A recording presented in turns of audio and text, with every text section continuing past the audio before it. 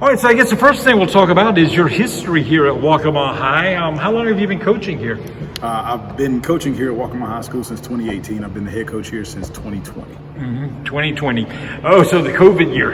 I got the job on March 7th. We got out of school March 13th, and I didn't see the kids again until August. Oh, it was a huge challenge. It was something that nobody had experience doing, and that nobody had, any guidance on at that time. And so we were taking it day by day, just following the regulations of the school district and the CDC, and just following their guidance to make sure that what we were doing was as safe as possible, in the best interest of our kids, and just to make sure that, with everything going on and data changing every single day, that we didn't put anybody at risk. But what was it like when that was sort of had passed and you could have crowds in the stand again to watch you? It was different. You had a little bit more sense of normalcy, and with everything that hadn't transpired, you forgot how tense and how exciting that could be, and so it was really good to be able to transition back to, the normal Friday night football that we got back. Mm-hmm. Well, let's talk about your past seasons and then what happened this last year. I mean, in 2021, you were 1-8, and then you had a couple of 3-7 seasons, and then last year you had a winning season, a 6-5 season. What happened between the year before last and last year to make this thing turn around? We've had, over the past years that I've been here, we've had a really dedicated group of kids, trying to make football a focus point of culture here in the school, here in the community has been a really big transition. And so we've had some kids who have really bought into what we're doing, and we went through some coaching changes and some directions and finding our identity, and going through COVID, my first couple of years as being a head coach. And so once we were able to kind of find our identity and who did we want it to be, that's when we really started to see the program change. And we went around and looked at other schools that are very successful in the area and throughout the state and try to mimic what they do. And that's lifting constantly throughout their entire year. That's being able to have meetings and film sessions and a focal point. That's changing up how we did things in the locker room and how we do our pre-practice in order to make us as efficient as possible. When it comes to success, how much of it is the weight room and how much of it is watching films, and how much of it is practice on the field? When it comes to being successful? I can't put a level of importance on it because it's all important. I mean, the foundation is the weight room. The weight room is where you're going to get stronger, and that's where you're able to compete. Our region is extremely difficult. There's top players in our region. There's top players on our schedule.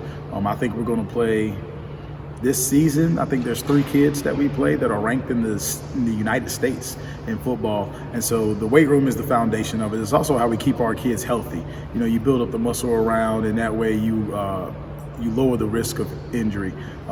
Film time is important. Being able to see yourself on film, being able to coach up those corrections in those meetings and say, here's what we did, here's what we need to do. You get to reinforce things that you get done right. And so all that's important. Being able to watch film has definitely changed the dynamics of our program. And then practice time is, a lot of people don't put enough focus on practice. I mean, in the game of football, there's 4 days of practice, there's 1 game.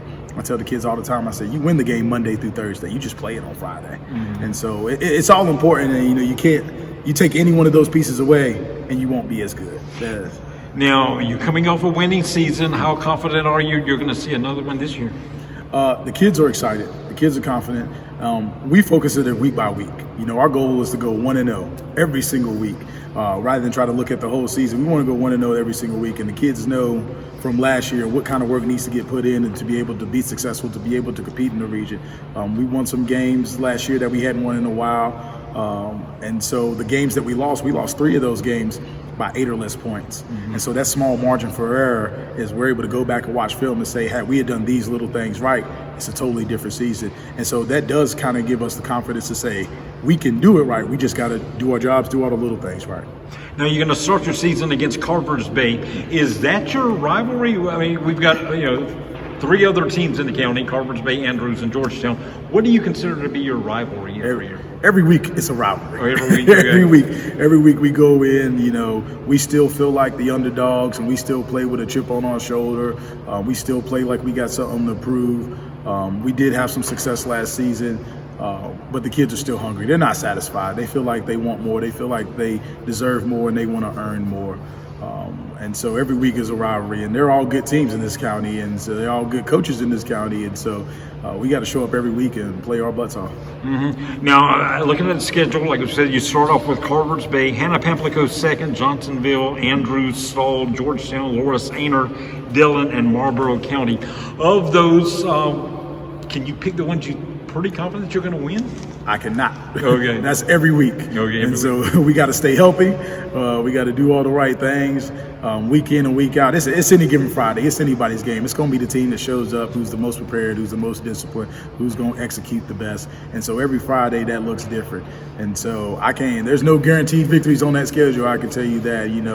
Carvers Bay has one of the top offensive linemen in the country. He's an outstanding player, and they're coached extremely well, as well as they got a DB who's really good, a running back, and a defensive lineman. Hannah Pamplico was coming off a playoff run where they had the top quarterback and running back in the state. Johnsonville is 2 years removed from the lower state championship in single A. Stall's a 5A program that's building. Andrews is a top performer in 2A. They're perennial playoff teams. And then you get to the region to where there's Ainer, Dillon, Marlboro County, Georgetown, and it's anybody's game. There's 3 teams right now, and Loris too, 3 teams in our region right now who are ranked top 10 in the state.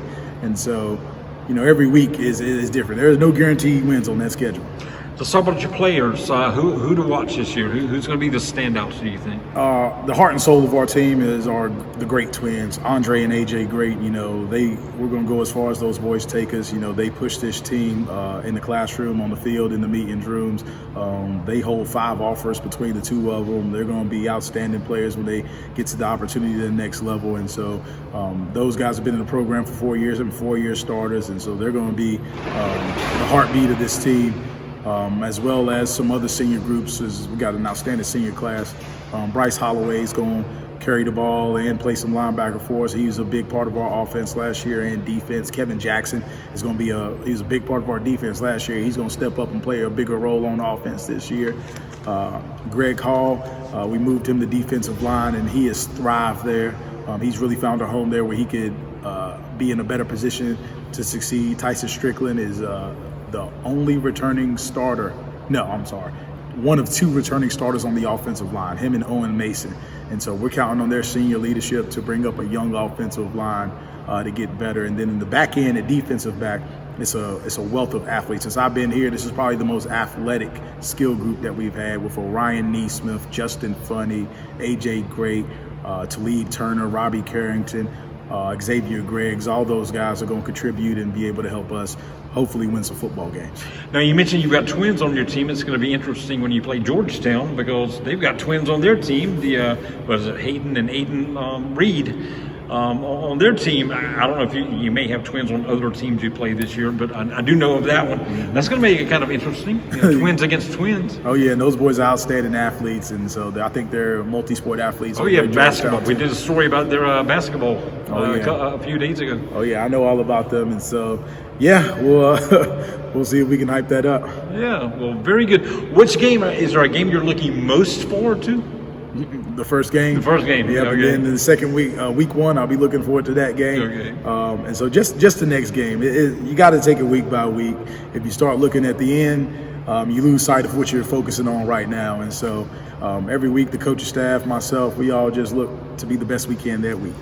What do you want to say to the parents, the families, the friends, to try to get them in the stands this year, make sure that they're out rooting on the team? I would love to have, the island shut down on a game night here in Pawleys Island. Our parents are outstanding. I love our community. It's some of the best support I've ever seen in anywhere I've had the opportunity to coach. Is this place is so supportive of our kids, of our school, of our program. And so I hope we get to pack the stands every Friday night. I hope that they get to travel with us and get to see us be successful. I mean, a lot of the success that we have, comes from that support in the stands. When they're screaming and yelling and the cowbells are going and they're getting excited, that creates an energy that, it excites us and makes it tough to play on the opposing teams. We travel really well too. Our parents and our families go to away games, and, you don't get to see that everywhere. And so it's exciting to see that level of support and that level of camaraderie between the community, and it helps build a culture It makes it important, and so when you see things like that in the stands, and the kids see that, it makes it a culture. It makes it so that it is important, and our younger kids get to see that, and that's something for them to look forward to. I mean, we've got our middle school team has 45 kids on it right now. That's the highest numbers it's been since 2018, since I've been here.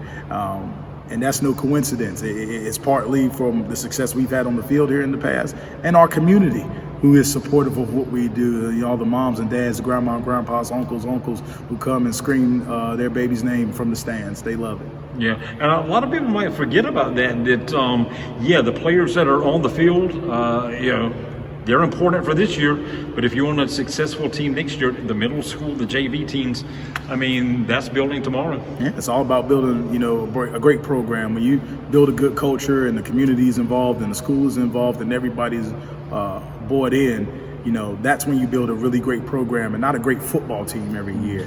And so I'm really excited about those numbers and about all those guys who coming up. So a lot of those guys who are in the middle school now, I saw them when they were coming to our rec camps, when they were coming to games, and they weren't paying attention to anything that happened in the game, but they're throwing the football on the sideline. And so just being here in this environment is exciting. All right. Anything else you want to say? I thank you for coming and asking about our kids. It means the world to us to have the media cover us, and the ability to support those kids and get them exposure, covering our program, the ability to be able to put out names and be able to showcase our kids is outstanding, and the school district for all their support, as well as our Booster Club, our administration, and our community. Well, like we said, we're going to be covering a game of the week, based on what's going on, and the first few weeks is always going to be a game that, when it's county teams playing each other, will be at your game Friday night, and as you take on Carver's Bay. Thank you.